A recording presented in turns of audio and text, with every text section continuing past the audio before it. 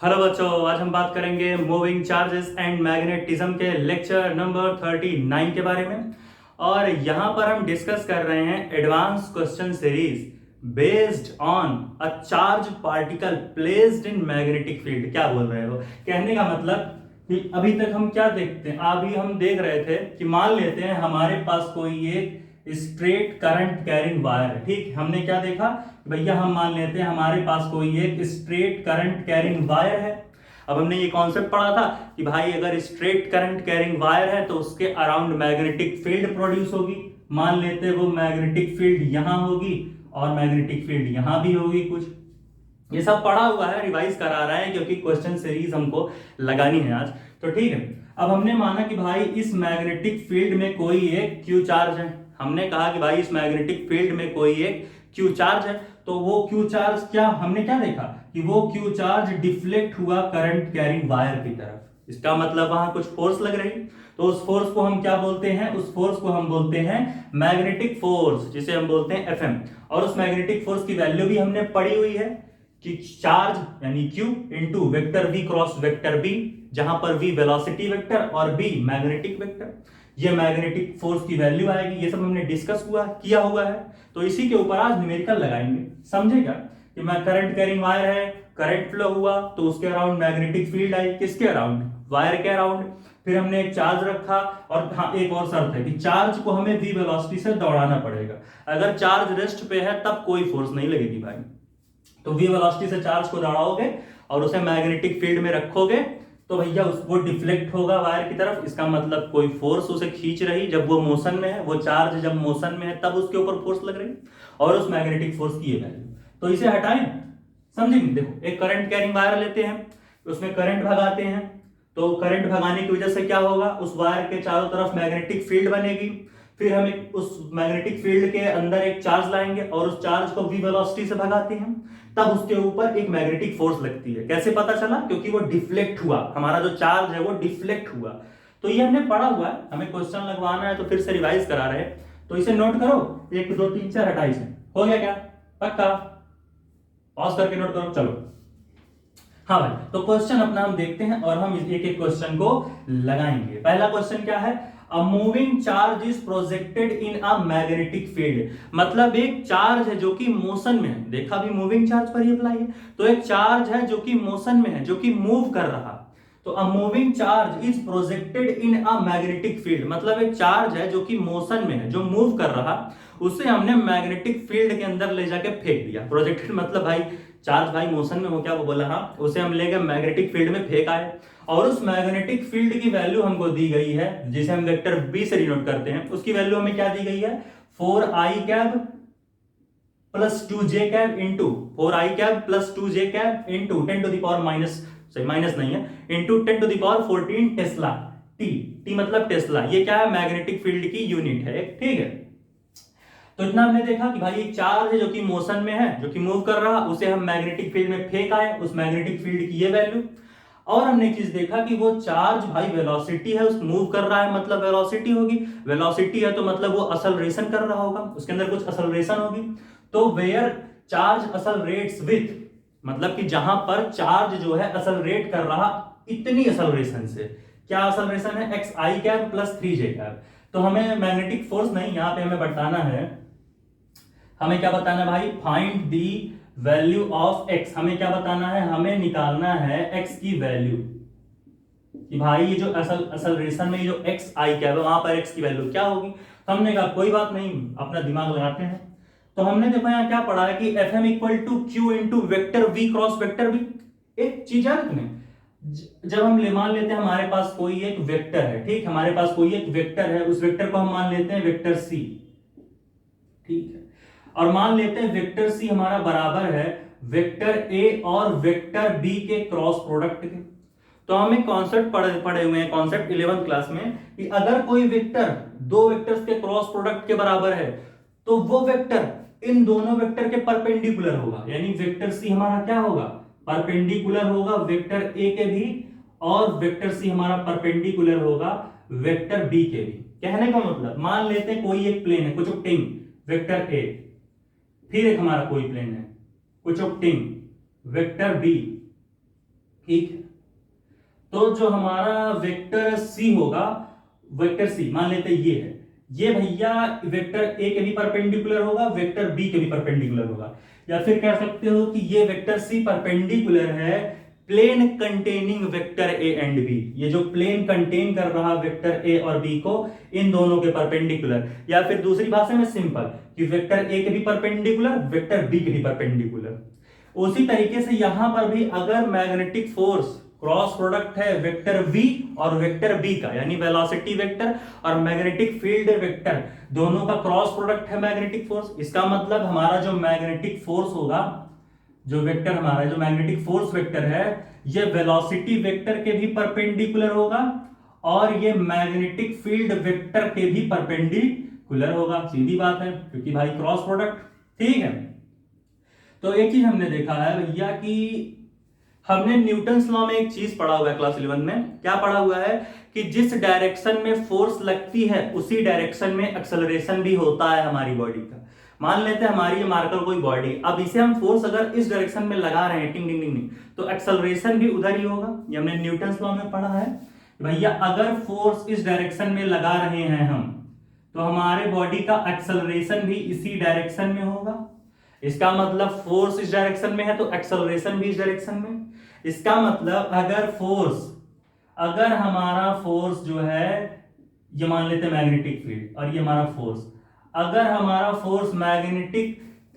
Force जो है magnetic field के परपेंडिकुलर है, और हमने ये भी कहा कि जिस डायरेक्शन में फोर्स उसी डायरेक्शन में एक्सेलरेशन भी, तो इसका मतलब मेरे भाई, इसका मतलब एक्सेलरेशन जो हमारा एक्सेलरेशन है वो मैग्नेटिक फील्ड के परपेंडिकुलर है, क्योंकि भाई फोर्स और एक्सेलरेशन दोनों का डायरेक्शन सेम है। इसका मतलब अगर फोर्स परपेंडिकुलर है मैग्नेटिक फील्ड के, तो हमारा एक्सेलरेशन भी क्या होगा, वो भी मैग्नेटिक फील्ड के परपेंडिकुलर होगा। जैसा कि हम डायग्राम में देख सकते हैं, ये हमारा एक्सेलरेशन। इसका मतलब हम क्या लिख सकते हैं, इसे हटा दें। इसका मतलब हम क्या लिख सकते हैं कि जो हमारा एक्सेलरेशन है, जो हमारा एक्सेलरेशन वेक्टर होगा, वो भी हमारा मैग्नेटिक फील्ड वेक्टर के परपेंडिकुलर होगा। सीधी सी बात हो गई। ठीक है भाई, ये थोड़ा डायग्राम में बड़ा बना देता हूं ताकि समझ में आए कि भाई हमने क्या देखा कि ये मान लेते हैं हमारा फोर्स है, ये हमारा जो है, ये हमारा फोर्स है, मान लेते हैं ऐसे, ये हमारा फोर्स है और ये हमारा मैग्नेटिक फील्ड है, मैग्नेटिक फील्ड वेक्टर। ठीक है, अब हमने कहा भैया फोर्स मैग्नेटिक फील्ड वेक्टर के परपेंडिकुलर, फिर हमने न्यूटन्स लॉ लगाया कि जिस डायरेक्शन में फोर्स उसी डायरेक्शन में एक्सेलरेशन, इसका मतलब इसी डायरेक्शन में एक्सेलरेशन भी है। अब सीधी बातें हैं भाई, ये क्या हो गया यहां पर, इसका मतलब एक्सेलरेशन भी मैग्नेटिक फील्ड के 90 डिग्री पर है, दोनों परपेंडिकुलर, एक्सेलरेशन और मैग्नेटिक फील्ड भी।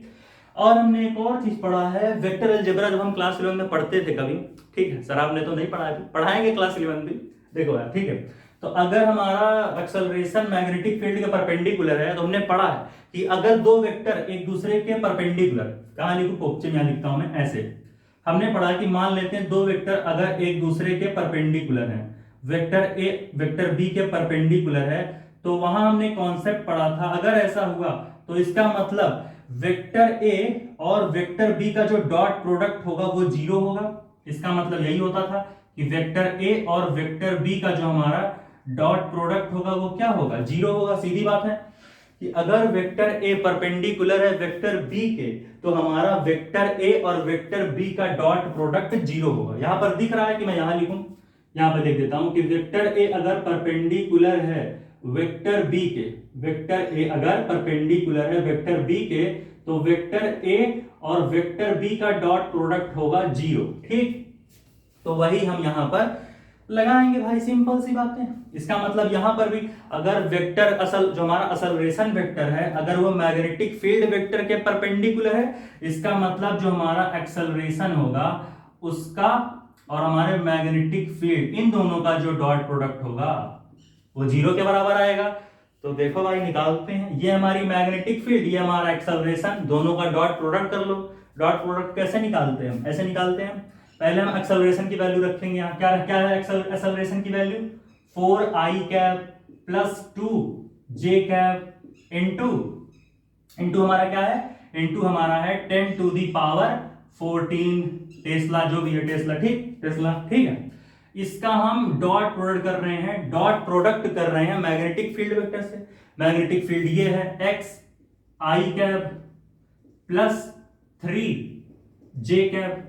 डॉट प्रोडक्ट में हम क्या करते हैं, हम आई जे के को नहीं कंसीडर करते हैं, हम खाली जो कोफिशिएंट टर्म्स होते हैं यानी जो आई से जुड़े हुए हैं, जैसे आई से जुड़ा 4 है, ठीक है, तो आई वाले का मल्टीप्लाई आई वाले में, जे वाले का मल्टीप्लाई जे वाले में, बस आई और जे को नहीं कंसीडर करेंगे, जो कोफिशिएंट जुड़े हुए हैं आई और जे से उनका मल्टीप्लाई, यानी 4i x आई क्या है, तो हाँ 4 इंटू एक्स आई क्या रहने दो, जो उसके हमारे कोफिशिएंट टर्म्स हैं आई और जे के, 4 इंटू एक्स, दोनों आई कैप वाले हैं, तो यहाँ क्या हो जाएगा, यहाँ हो जाएगा 4x। फिर हम क्या करेंगे, फिर हम करेंगे 2j 3j यानी 2 इंटू 3, यहां क्या हो जाएगा 6 हो जाएगा, ठीक है। तो ये हमारा क्या हो जाएगा भैया, ये हमारा हो जाएगा 2 3 6, तो यहां हम क्या लिख लेंगे, प्लस है बीच में, प्लस प्लस, तो यहां 6 हो जाएगा, ठीक है। और हमारा ये, इसको हम बाहर रखते हैं 10 टू दी पावर 14, और दोनों का यहां मैंने नहीं लिखा क्या, ये लिख लो भाई, ये 0 के बराबर होगा ना, ये जो हमारा ये, इसको मैंने लिखा नहीं, दिख रहा है ये 0, दिख तो नहीं रहा होगा वैसे, समझ तो जा गए होगे ना, देखो ऐसे लिख देते हैं यहां से, हाँ ऐसे देखो, इसको 3j थोड़ा यहां रखते हैं ऐसे, 3 और ये j है ये, हाँ इज इक्वल टू हमारा 0 था, ठीक है, तो ये भी ये हमारा क्या हो गया, ठीक, ये 0 के बराबर था, हाँ, तो ये हमारी लास्ट वैल्यू आई, क्या आई 4x plus 6 into 10 to the power 14 is equal to 0। तो इजाजत हो तो मैं ये सब इरेज कर लूं, समझ में तो आ गया हो, एक बार देख लो, मैं हट रहा हूं, जब इरेज करो तो मैं यहीं पे इसे सॉल्व कर दूं ना चीजों को, हो गया क्या, इरेज कर दें, चलो, क्योंकि ये देखो यहाँ जगह है नहीं, चलो हाँ, तो हमने यहाँ पर अब देखना है इसको कि आखिर आगे क्या हमारी वैल्यू आएगी। तो हमने कहा भाई 4x plus 6 into 10 to the power 14 is equal to 0 है, तो हम 10 टू द पावर 14 को उधर ट्रांसफर कर दें, तो 10 टू द पावर 14 को 0 पे साइड ट्रांसफर करोगे तो क्या होगा, 0 upon 10 to the power 14 is equal to 0 आ जाएगा, यानी क्या बचेगा 4x, हमारी क्या वैल्यू बची 4x प्लस 6 इक्वल्स टू 0 बचा हमारा, ठीक है, हमारी वैल्यू क्या बची, हमारी वैल्यू 0 बची।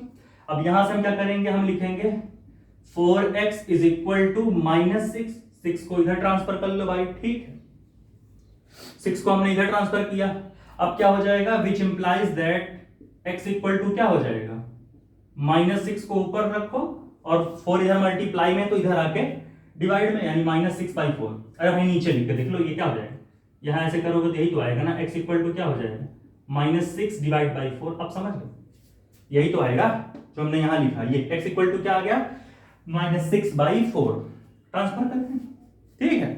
तो इस तरीके से हमने कहा भाई हमारे x की वैल्यू इतनी आएगी, कितनी आएगी -6/4। अब इसे नोट करो, एक एडवांस कॉन्सेप्ट हम सीखेंगे और उसके बाद ये वाले जो टॉपिक है हमारा force on a charge placed in magnetic field, ये टॉपिक खत्म होगा, अब एक नया टॉपिक आएगा मूविंग चार्जेस एंड मैग्नेटिज्म पर। तो मैं हटता हूं, इसे नोट करो भाई, अपना सवाल हम अगला कॉन्सेप्ट देखते हैं।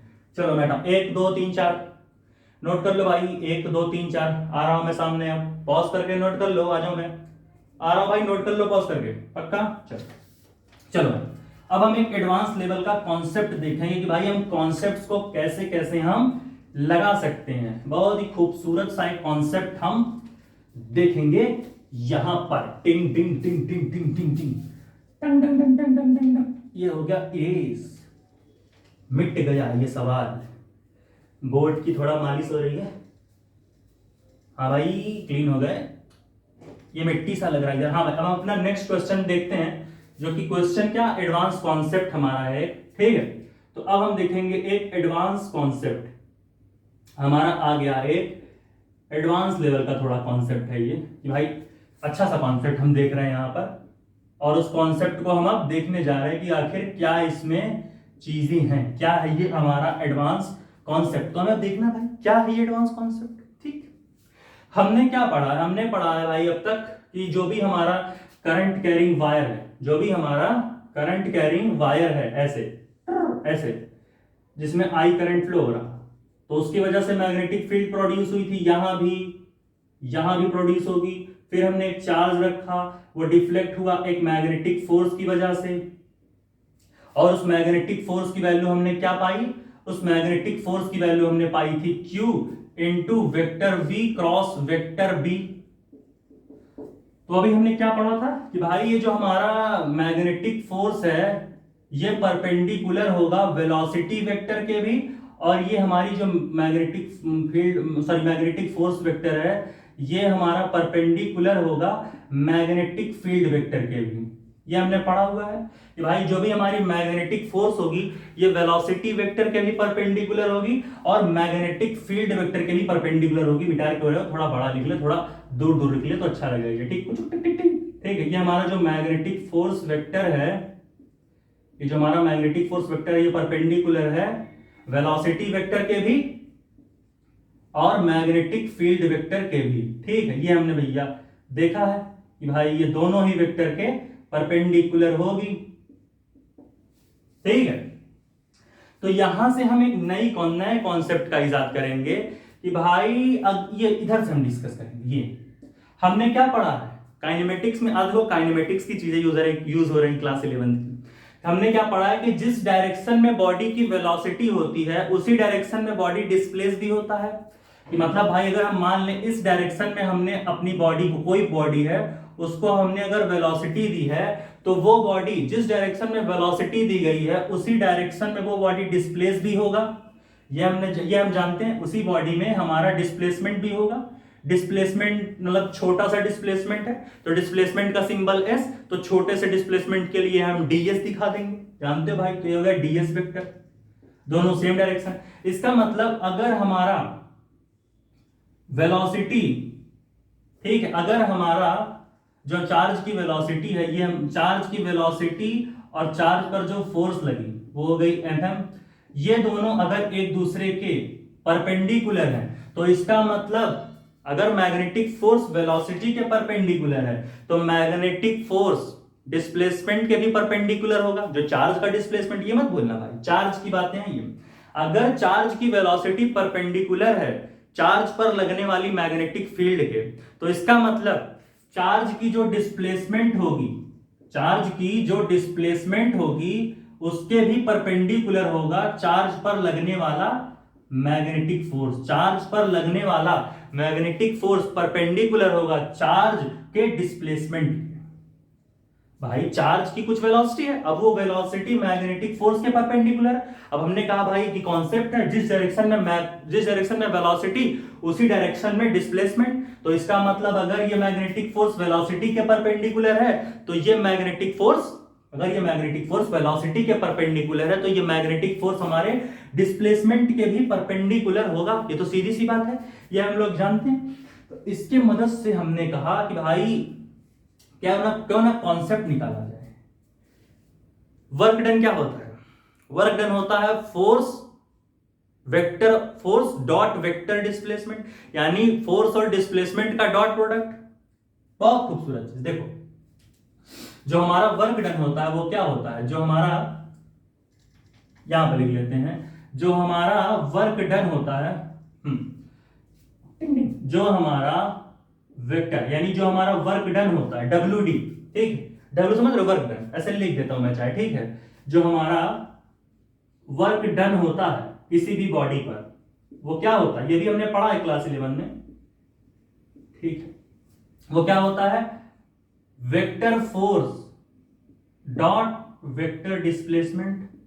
वेक्टर एफ यहां पर क्या है, लगने वाली फोर्स, और एस क्या है, उस बॉडी का डिस्प्लेसमेंट जिस पर हम वर्क डन कर रहे हैं। तो भाई vector A dot vector B क्या होता है, ए बी कॉस थीटा। तो वैसे ही vector F dot vector S क्या होगा, एफ एस कॉस थीटा। तो यहां से हम क्या निकाल सकते हैं, यहां से हम वैल्यू को निकाल सकते हैं एफ एस कॉस थीटा। ये क्यों बता रहे हो आप, बता इसलिए रहे हैं क्योंकि भाई यहां पर थीटा क्या है, फोर्स और डिस्प्लेसमेंट के बीच का एंगल।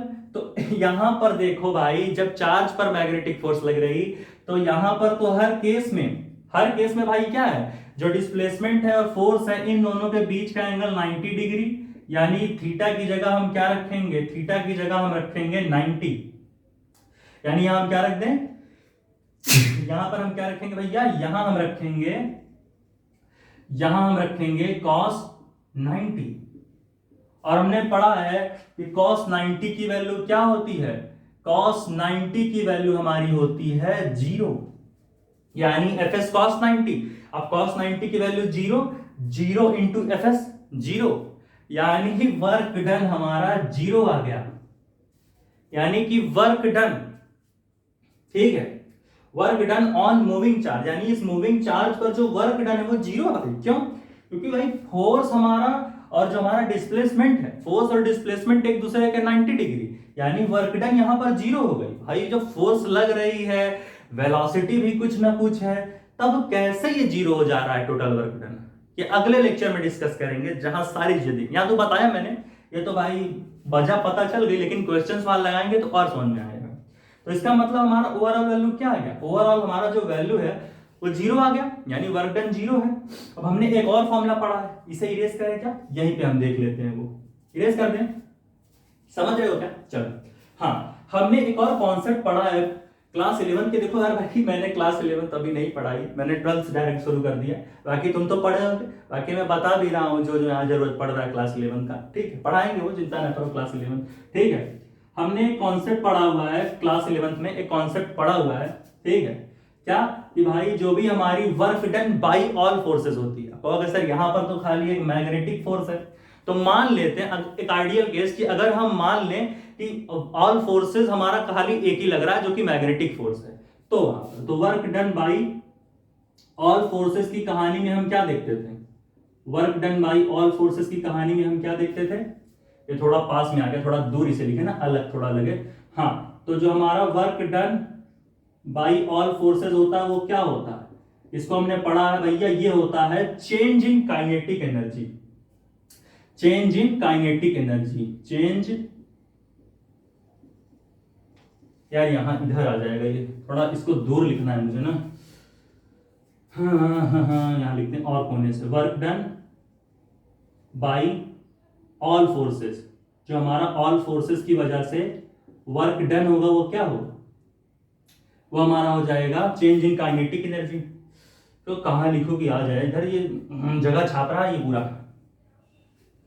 लिखते हैं, कोई कोशिश करते हैं, रुको ऐसे लिखते, रुको पहले लिख लो, work done by all forces equal to क्या होता है, चेंज इन के मतलब क्या है, काइनेटिक एनर्जी, के मतलब क्या है, काइनेटिक एनर्जी, यहां लिख लो नीचे by all forces, by all forces, ठीक है, यानी जो हमारा work done by all forces होता है, ठीक है, वो क्या होता है, work done by all forces क्या होता है, चेंज इन काइनेटिक एनर्जी के बराबर होता है, ठीक है, ये हमने पढ़ा हुआ है क्लास 11 में, यानी कि हमारा वर्क डन क्या है, चेंज इन काइनेटिक एनर्जी के बराबर। इसको हम लिखना चाहे तो हम ऐसे लिख सकते हैं कि भैया work done is equal to क्या है, kinetic energy final minus kinetic energy initial, यही होता है इसका मतलब कि भाई जो फाइनल काइनेटिक एनर्जी है माइनस इनिशियल काइनेटिक एनर्जी। और थ्रू आउट दी जर्नी, मान ले अगर हमारा ये यहां से यहां तक हमने जर्नी किया, तो ये नहीं कि इनिशियल काइनेटिक एनर्जी और ये फाइनल काइनेटिक एनर्जी यही दोनों बराबर होंगी, ऐसा नहीं है, तो लिखे क्यों भाई, क्योंकि चेंज इन काइनेटिक एनर्जी के बराबर था। हम क्या करेंगे, हर जगह पर काइनेटिक एनर्जी सेम रहेगी थ्रू आउट दी पाथ, क्योंकि कभी कभी क्या होता है कि भाई इस पॉइंट पर इनिशियल काइनेटिक एनर्जी मान लो 2 जूल है और फाइनल पर 2 जूल है, तो बीच में 3 जूल 4 जूल ऐसे बदलता था, लेकिन इस केस में हर जगह 2 जूल होगा, यहां भी 2 जूल, यहां भी, यहां भी, यहां भी, हर जगह होता चाहिए, तो खाली फाइनल इनिशियल नहीं, हर जगह, क्योंकि चेंज इन काइनेटिक एनर्जी, हर जगह जो हमारी काइनेटिक एनर्जी है वो क्या है, वो सेम होनी चाहिए। अब देखो भाई, यहां पर work done by all forces क्या है, 0 है, तो इसका मतलब यहां हम 0 पुट करेंगे, is equal to k final minus k initial, इसका मतलब ट्रांसफर कर दे उधर तो क्या हो जाएगा, 0 की उधर ट्रांसफर कर दो तो क्या हो गया, के फाइनल इज इक्वल टू के इनिशियल, सॉरी, ठीक है, यहां क्या लिख सकते हैं, यहां हम लिख सकते हैं के initial is equal to k final, यानी जो हमारा इनिशियल काइनेटिक एनर्जी है वो फाइनल काइनेटिक एनर्जी के बराबर होगा। थोड़ा छोटा लिखा है क्या, दिख रही हैं चीजें, ये हमारा कॉन्सेप्ट निकल करके आ गया इधर से कि भाई हमारा initial kinetic energy final kinetic energy के बराबर होगा। अब यहां से अगर हम एक चीज देखें तो काइनेटिक एनर्जी का फार्मूला क्या होता है? काइनेटिक एनर्जी का फार्मूला होता है मेरे भाई half M we square. Half M we square यानी half into mass into velocity का स्क्वायर। भैया मास कांस्टेंट चीज होती है, क्योंकि ऐसा तो है नहीं कि हम चार्ज को हम लाइट की स्पीड से भगा रहे हैं, ऐसा तो है नहीं। इसका मतलब भाई मास में चेंज तो होगा नहीं। मास में चेंज तब आता है जब चार्ज को लाइट की स्पीड से भगाते। यहां तो चार्ज लाइट की स्पीड से भाग नहीं रहा। तो काइनेटिक एनर्जी इनिशियल क्या होगा? काइनेटिक एनर्जी इनिशियल हो जाएगा हाफ, मास तो सेम है तो m इंटू वी इनिशियल का स्क्वायर इज इक्वल टू क्या होगा? हाफ, मास तो भाई सेम है, अब इंटू वेलोसिटी की जगह क्या रखेंगे? वी फाइनल का स्क्वायर। अब क्या होगा? मास हाफ भी मर जाएगा, इधर वाला हाफ भी मर जाएगा, ये m एक दूसरे से मर गए, बचा क्या? वी इनिशियल का square is equal to v final का स्क्वायर। इसका मतलब स्पीड भी कांस्टेंट है। V initial square is equal to v final square. इसका मतलब स्पीड रिमेन्स कांस्टेंट। भाई यहां से हम क्या देख रहे हैं? यहां से हमने एक बहुत ही अच्छी चीज पाई कि वी इनिशियल का square is equal to v final का स्क्वायर। यही तो पाया यहां पर। यहां हमने क्या पाया? वी इनिशियल का square is equal to v final का स्क्वायर। इसका मतलब कि ना केवल वर्क डन यहां पर जीरो है, ना केवल वर्क डन यहां पर जीरो है, बल्कि इसको हम अलग से लिख लेते हैं। ये हमारा अलग था ना पूरा, हाँ अलग चीज थी पूरी, क्या गंदा सा लग रहा। इसको मैं फिर से लिखता हूं, हाँ ऐसे हाँ मैं मिट गया। चलो भाई, हाँ हमने क्या लिखा था? हाँ हमने लिखा था भैया हाफ एम वी इनिशियल का स्क्वायर इज इक्वल टू, हमने लिखा था हाफ एम वी फाइनल का स्क्वायर। ठीक है, ये तो यहां पे क्या हुआ था? हाफ से हाफ मरा, एम से एम मरा, और हमारा वी इनिशियल स्क्वायर और वी फाइनल स्क्वायर बचा, खाली यही दोनों बचा। तो यहां से हमने उठा के इसको यहां लिखा, हाफ हाफ मर गया, एम एम मर गया, बचा क्या? वी इनिशियल का स्क्वायर वी फाइनल के स्क्वायर। इसको बड़ा लिखूं क्या? दिख रहा है? ये थोड़ा बड़ा लिख दीजिए, समझ तो रहे हो? दिख रहा है? चलो हाँ, तो यहां से क्या आया? ये हमने इधर लाया, वी इनिशियल का square is equal to v final का स्क्वायर हो गया। इसका मतलब भैया स्पीड रिमेन्स कांस्टेंट। ये भी हमने एक नया टर्म सीखा कि हमारा जो स्पीड है वो कांस्टेंट है through out the journey. Speed remains constant. जो हमारा स्पीड है वो भी थ्रू आउट द जर्नी क्या है? वो भी थ्रू आउट द जर्नी हमारा क्या है? कांस्टेंट है। बहुत सारी चीज हमने सीखी। एक हमने क्या देखा कि वर्क डन जीरो आ रहा, वर्क डन हमारा जीरो आ रहा है उस चार्ज, और उस चार्ज की जो स्पीड है वो रिमेन्स कांस्टेंट है। जो इस चार्ज की स्पीड है वो throughout the journey constant है। उस चार्ज की जो काइनेटिक एनर्जी भी थ्रू आउट द कांस्टेंट है। Kinetic energy initial is equal to kinetic energy final. सब यहीं से खेल हुआ। वर्क डन भी जीरो, काइनेटिक एनर्जी भी कांस्टेंट हो गई, हर जगह सेम है, स्पीड भी कांस्टेंट हो गई हर जगह। आज कट पिट किया तो यही सब चीजें निकल के यहां पर आ गई। Speed remains constant. इसे थोड़ा मैं बड़ा लिख दूं एक बार ताकि दिक्कत ना हो भाई आप लोगों को। यहां हम ऐसे लिख देते हैं हाफ एम वी इनिशियल का square is equal to half M v final का स्क्वायर। फिर हाफ से हाफ मारा, एम से एम मारा, और वी इनिशियल वी फाइनल बचा। और ये वर्क डन समझ ही रहे हो? ये इसके लिए यहां पर ये चीज है, ये यहां से, ठीक समझ रहे हो? इसे नोट करो। मैं आऊं, हो गया क्या? 1 2 3 4 नोट कर लो भाई जल्दी से। आ रहा हूं मैं, हो गया क्या? आ रहा हूं भाई, पॉज करके नोट कर चुके हो? चलो हाँ, तो ये सारी चीजें हमने देखी कि भाई डिस्प्लेसमेंट वेक्टर, मैग्नेटिक फोर्स, क्या क्या चीजें बन रही हैं। वेलोसिटी डिस्प्लेसमेंट सेम डायरेक्शन में, इसका मतलब cos 90, इसका मतलब fs cos थीटा, थीटा की जगह 90, तो वर्क डन क्या आ गया? वर्क डन यहां से जीरो आ गया। फिर हमने कहा कि भाई work done by all forces equal to change in kinetic energy होता है। फिर हमने कहा कि यहां पर केवल एक फोर्स को ही मान लो और सारी फोर्सेस नेग्लेक्ट कर दो, तो बाय ऑल फोर्सेस एक ही फोर्स आई, उसको हमने कहा मैग्नेटिक फोर्स, जो कि हमारा ये एफएम, ये है ना, यही ये चीज ये सेम है, हर जगह एफएम एफ में लिखेंगे। ठीक, तो हमने कहा भैया work done is equal to k e final minus k initial. अब वर्क डन यहां पर जीरो आ गया, तो zero is equal to k e final minus k initial. फिर के इनिशियल को उधर ट्रांसफर किया तो k initial is equal to k final. अब काइनेटिक एनर्जी का formula half M we square, mass constant, velocity different तो half M v initial का square half M v final का स्क्वायर हाफ हाफ मारा m मारा v initial का square is equal to v final का square आ गया। अब भैया स्पीड रिमेन्स कांस्टेंट हो गई, क्योंकि वी इनिशियल का जो वेलोसिटी इनिशियल वेलोसिटी का स्क्वायर है वो फाइनल वेलोसिटी के स्क्वायर के बराबर, इसका मतलब initial velocity is equal to final velocity. तो सीधी बात भैया कि स्पीड वहां पर कांस्टेंट है, वर्क डन वहां पर जीरो हो रहा चार्ज पे, काइनेटिक एनर्जी सेम आ रही, समझ रहे हो गया क्या? समझ गए? छाप ली भाई, मिटा दे क्या? चलो हो गया, चलो इरेज कर रहा हूं मैं।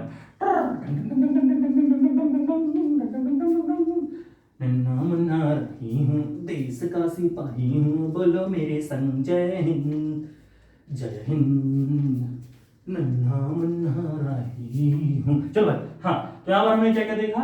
हमने देखा भाई जो हमारा वर्क डन है, हमारा वर्क डन जीरो आ रहा, जो हमारा वर्क डन है वो जीरो आ रहा, काइनेटिक एनर्जी हमारी कांस्टेंट आ रही, के initial is equal to k final है, और जो हमारी स्पीड है, स्पीड भी हमारी कांस्टेंट है। बहुत सारी चीजें हमने देखा, स्पीड हमारी क्या है? कांस्टेंट है, काइनेटिक एनर्जी भी सेम है, और हमने क्या देखा? वेलोसिटी इनिशियल का square is equal to velocity final का स्क्वायर। तो भाई ये सारी चीजें हमने यहां पर देखी, ठीक है, तो इसे नोट करें। अब हम यहां पर इस लेक्चर को खत्म कर रहे हैं, और यहां पर सारी कहानी शुरू कहां से हुई? जिस डायरेक्शन में वेलोसिटी उसी डायरेक्शन में डिस्प्लेसमेंट। इसका मतलब अगर फोर्स वेलोसिटी के परपेंडिकुलर तो फोर्स डिस्प्लेसमेंट के भी परपेंडिकुलर। तो यहां पर इस लेक्चर को खत्म करते हैं मेरे भाई। अब इसके बाद देख लो इसे एक बार, हो गया, आ जाओ मैं चेहरे। हाँ भाई, तो यहां पर इस लेक्चर को हम खत्म करते हैं। अब भाई पढ़ाई करते रहे, गर्मी बहुत है, अगला लेक्चर हम बहुत ही जल्द लाएंगे।